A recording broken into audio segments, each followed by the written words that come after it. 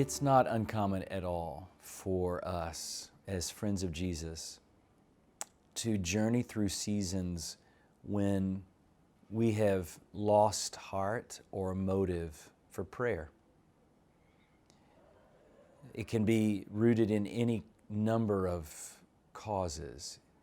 So often I find that it's related to some sort of deeply rooted disappointment in prayer. That we have prayed and seen little come from it. We have really taken risks in prayer and felt like that things did not work out as we had hoped. And I would want to just encourage you, if that could in any way be your story, to understand the patience of God with your lack of interest in talking with Him. That He's not a God who pouts, who would say, well, if you don't want to talk with me, then I don't really want to be with you. It's simply not the case. I think God would say, you know what, that's just fine. I'm fine. We can sit here and be quiet together. And in that willingness to just be open to the presence, even the potential presence of God, you're beginning to move toward a reconstitution of prayer. To just know God as patient. You know, this is the thing. God is never rushed, and God is always pleased with any turn we take toward Him. He doesn't critique our prayer or lack of it. He doesn't neglect us when we neglect Him. No doubt, He draws near as we come toward Him, and we will experience more of Him. But what I have found over the years in my own life of prayer, when I've been through valleys and dry places, that just simply to speak those words out to Him. God, my prayer is very, very weak. I find myself having very little interest in it. By even speaking that to Him and taking the risk to believe that He hears it, begins to reopen that channel. And I believe that as we do that, that we'll begin to know again the love of God, and that He's very content to love us with silence. He's very content to love us in presence until that conversation can begin to warm back up again.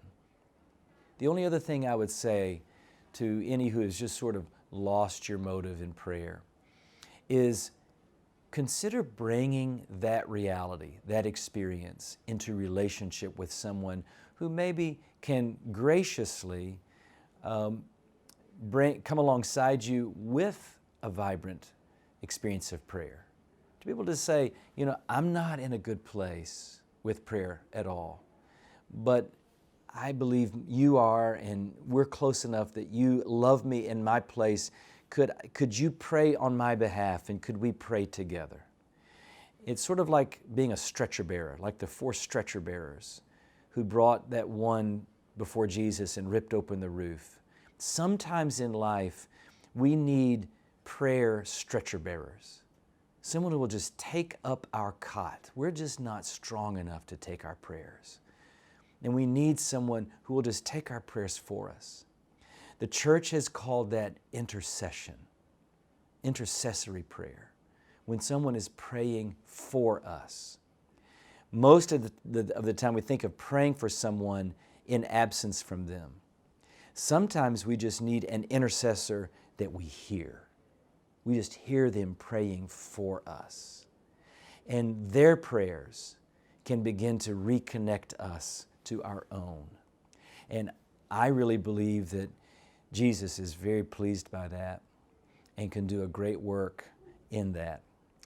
And I would just say to you that it's worth the long-term journey of returning to and sustaining the open channels of prayer. The most important thing about us is our direct connection with God.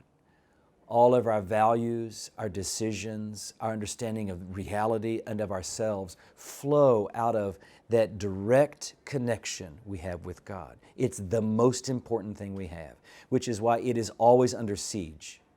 By doubt, by difficulty, by circumstances, by the devil, by everything. It's always being attacked. So yes, we have to work very hard to preserve it. And sometimes it just kind of gets severed or blocked in some way. And so the long-term commitment to finding a way to reopen that channel is worth the entirety of our lives, to just keep returning to that open channel and keeping it before God to be restored and opened again. Thank you for watching this video. We at Seedbed are sowing for a great awakening. We gather, connect, and resource the people of God. If you would like to join us on this journey, like and subscribe so you can get all the updates and videos. And also take a look at www.seedbed.com for more information on all of our resources.